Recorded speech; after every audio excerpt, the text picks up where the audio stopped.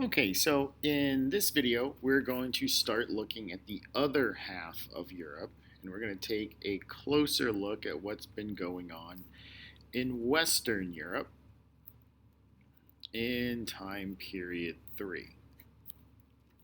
So we're going to kind of spend 3 videos talking about Western Europe, just like we did in terms of the Byzantine Empire.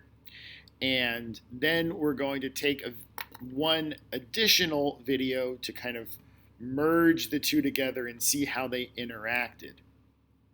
So right now, we're going to kind of step back to the same starting point we started with the Byzantines and go back to the collapse of the Roman Empire. So remember, the Roman Empire collapsed in 476. On the one hand, that gave us the Byzantine Empire, which we've spent the last few videos looking over. But now we're going to take the other path and look at the poor, decentralized Western Europeans. Basically, what happened to Western Europe after Rome collapsed? So this is what we're going to be looking at here and in the next few videos. So the guy that conquered Rome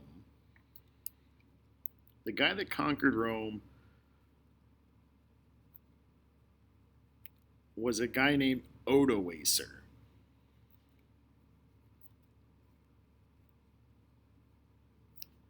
So Odoacer was a Gothic person, and he was the leader of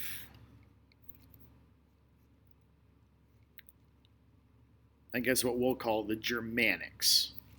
Much like the Turkic people in Central Asia, the Germanics were the people of Northern Europe that weren't part of the Roman Empire. So the Germanic people and the people that Odoacer was a part of, they were the Goths. So he was Gothic.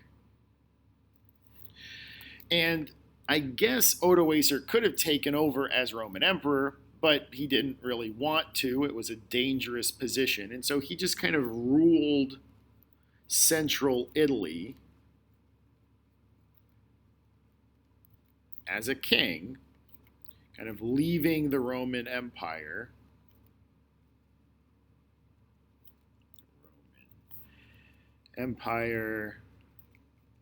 To collapse. He didn't want to continue it, so the Roman Empire just kind of fell apart. So the people that the Romans governed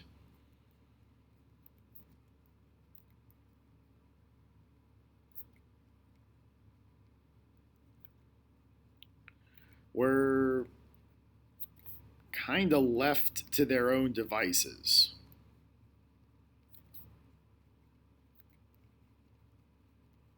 Like, the Roman military wasn't around anymore. The military was gone. The money was gone. So it was kind of left to the people of Europe to figure out what to do next. But what they did have, they did have Roman law. They had Christianity. So they start using those things. These things provided a sense of stability and a sense of continuity. Like, we may not have the same Roman military strength, we may not have the same Roman wealth, But we definitely can still use Roman law. We can still practice Christianity. We don't need the military might and the wealth to do that. So we're going to keep using Roman law and we're going to still practice Christianity. We're just going to have to figure out what to do on our own. So that's what the people do. So the Germanic people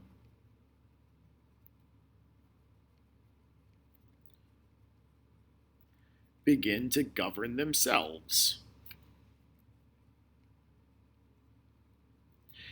And what we start to notice are some of the first ideas of what we might now know as European countries. The most powerful of these Germanic people were the Franks. The Franks were the most powerful of these Germanic people. They were the most powerful and the best. They were the most organized.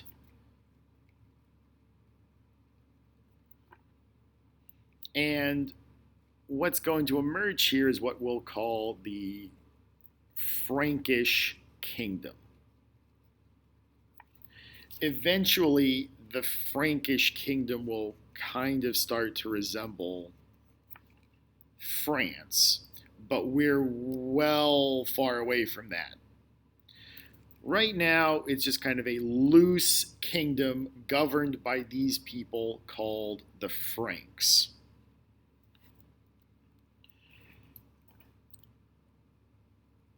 The first guy that we need to know, and this is the start of a dynasty called the Carolingian dynasty.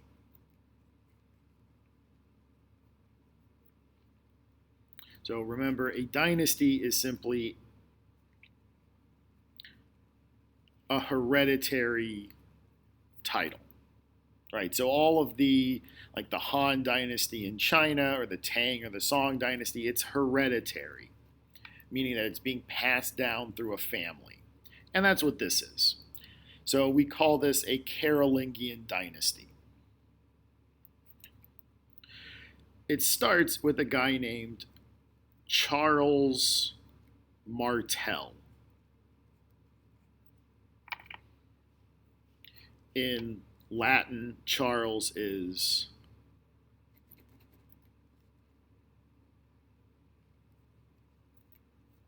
Carolus, so we get Carolingian from that. So Charles Martel was actually not a king. His actual title was Major Domo. And think of the Major Domo as like a prime minister.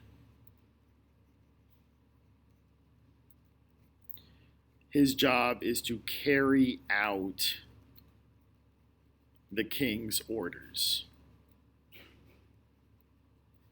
So Charles Martel was not a king. Charles Martel was like a prime minister. He carries out the king's orders. The reason that Charles Martel is thought of as being the leader of this dynasty, he personally led the Christian forces against an Islamic invasion of Western Europe.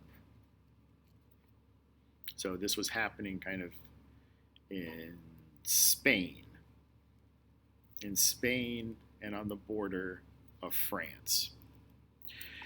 It might be the most important battle for understanding modern European history. It's called the Battle of Tours. And it happened in 732. So at this battle, the Christians won, they pushed the Muslims back to Spain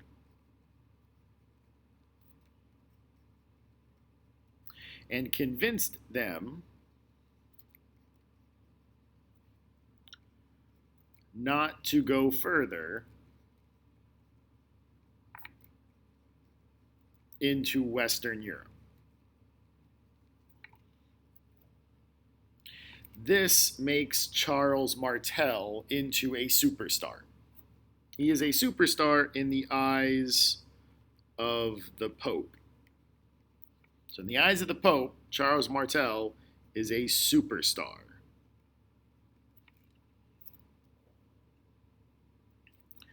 His son, Charles Martel's son,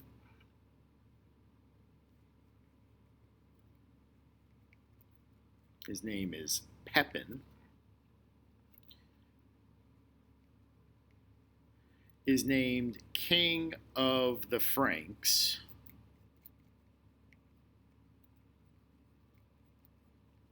by the Pope.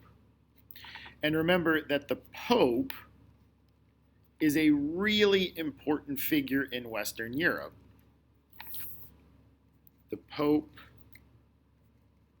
had legitimacy, right? The people believed that the Pope should be in charge. So the Pope had legitimacy, and if the Pope liked you and supported you, you had legitimacy too.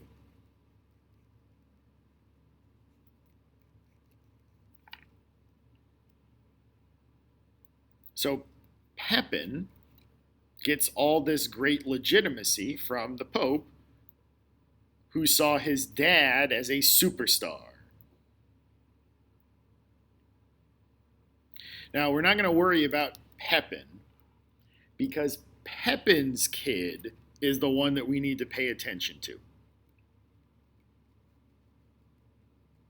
Pepin's son, his name again is Charles, but he's known as Charles the Great. And in French, we know him better as Charlemagne. This guy is one of the most important figures in European history. Charlemagne. So Charlemagne is going to organize all the Germanic people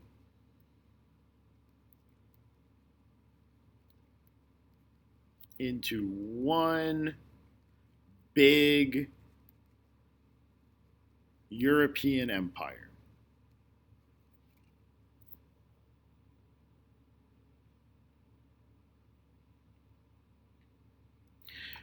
Now, Charlemagne does not have a lot of money. He also doesn't have a lot of resources. So what Charlemagne does is he kind of convinces local leaders to work with him. So he kind of forms alliances with them. And basically the idea is they get to stay in power,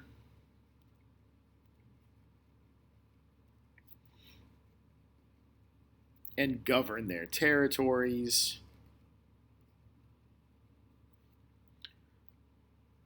and they pay taxes to Charlemagne,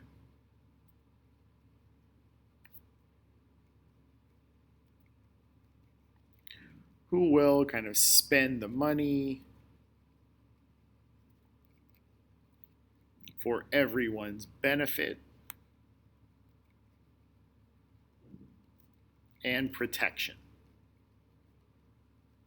So everybody gets to kind of stay in power, do their own thing. Charlemagne takes the tax money and he spends the money for everybody's benefit. So, building roads, doing public works. Now, the important thing to note, though, is that Western Europe is really poor.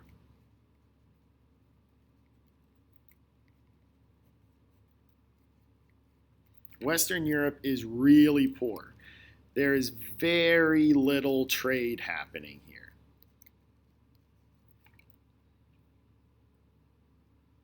So, part of Charlemagne's job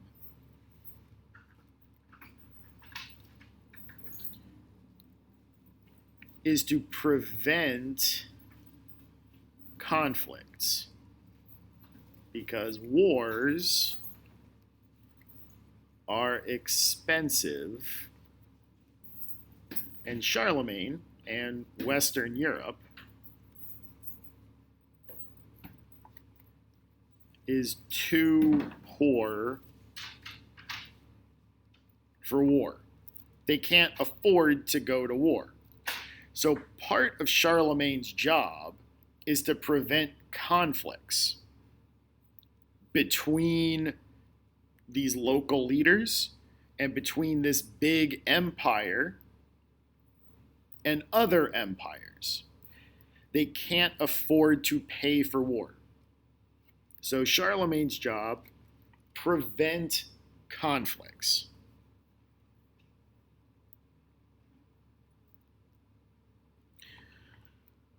Eventually, Charlemagne becomes a superstar in the Pope's eyes himself.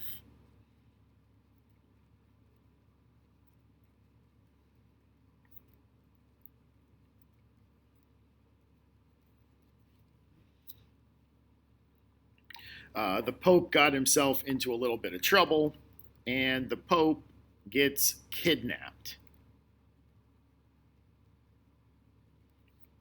And Charlemagne comes and rescues him. That makes him a superstar. To repay him,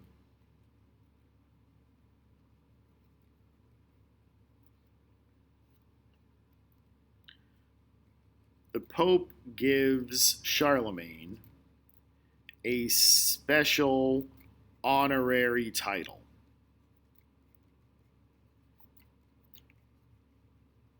Roman Emperor. He's not actually the Roman Emperor. I don't think Charlemagne even ever went to Rome. But what this title kind of means is that Charlemagne is the defender of the faith. He protected the Pope, and so he defended Christianity. So the Pope gives Charlemagne this special honorary title on Christmas Day in the year 800.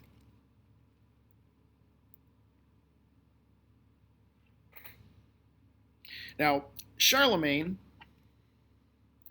was a vigorous man, and even into his old age, he was always doing stuff. Like he learned to read in his 60s because leaders should be educated.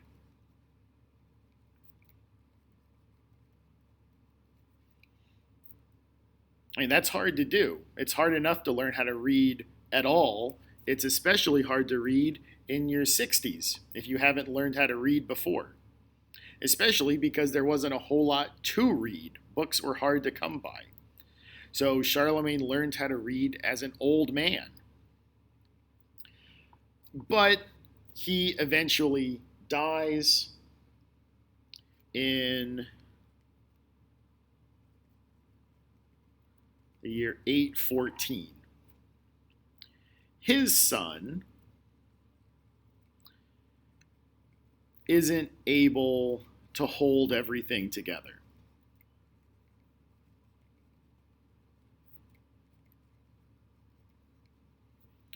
And the big empire, the big Carolingian Empire,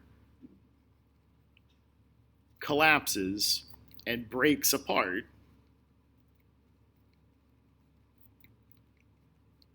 into lots of smaller pieces. Some of these pieces we will now know as like the beginnings of other European countries. So, like, for example, there's a group of people called the Angles. They will eventually settle in a place called England.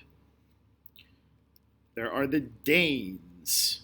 They will eventually settle in a place called Denmark.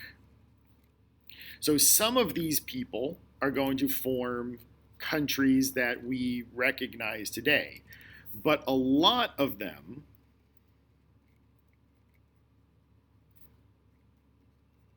just create their own small German country that I am going to dub Lil Germanies. Here is kind of a rough map of what they looked like. So all of these little pieces, this is more or less the territory that Charlemagne controlled. And all these little pieces are little Germanic people kind of controlling their own thing. So England is over here, Poland is over here, Denmark is up here. This is the kingdom of the Franks over here. This is what will eventually become the kingdom of the Franks over here. But all these little pieces are little Germanies. The French had their territory here, Denmark, England. Yeah, the map is in German, but the point of the map still holds even if it is in German. Now, moving forward, this territory, the former territory of Charlemagne,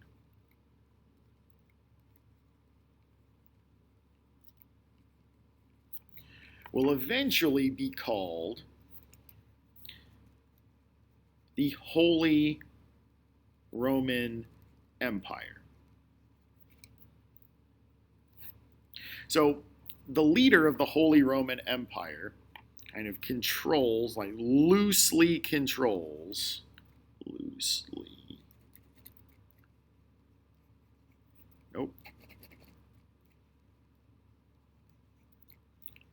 loosely controls all the little Germanies.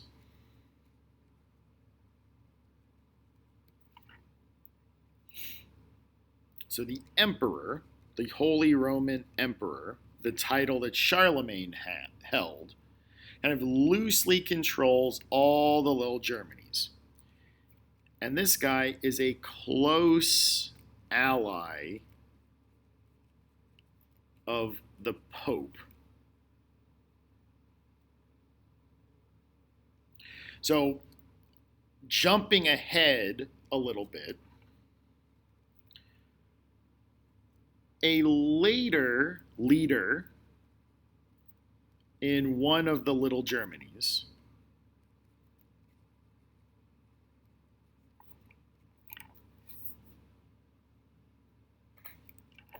we'll name him even though he's not that important. Otto the First also kind of gains the Pope's attention. And this guy, Otto, is going to be the Pope's political guy. Because the Pope will handle all the spiritual issues, and Otto, now dubbed the Holy Roman Emperor,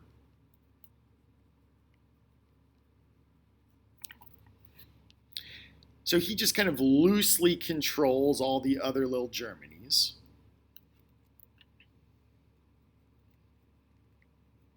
Will handle the political issues for the Pope.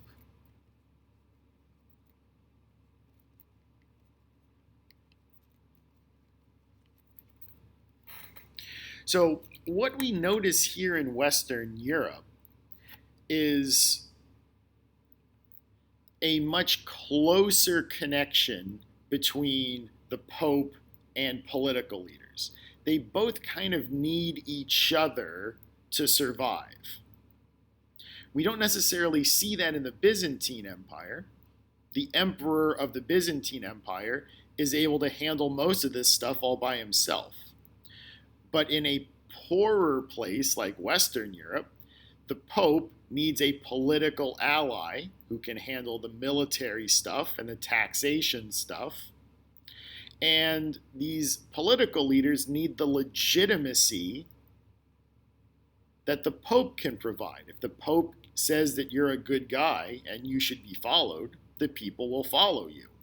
So there's kind of a symbiotic relationship that they both lean on in order to stay in power. The Pope needs the political guys need the Pope.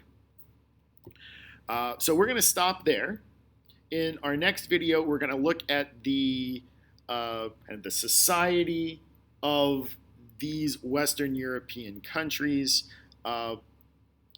It's a lot more complex than you might think, basically because everybody just has to do their own thing in order to survive. So it's going to look different everywhere we go. But until then, this is Mr. Nissen signing off.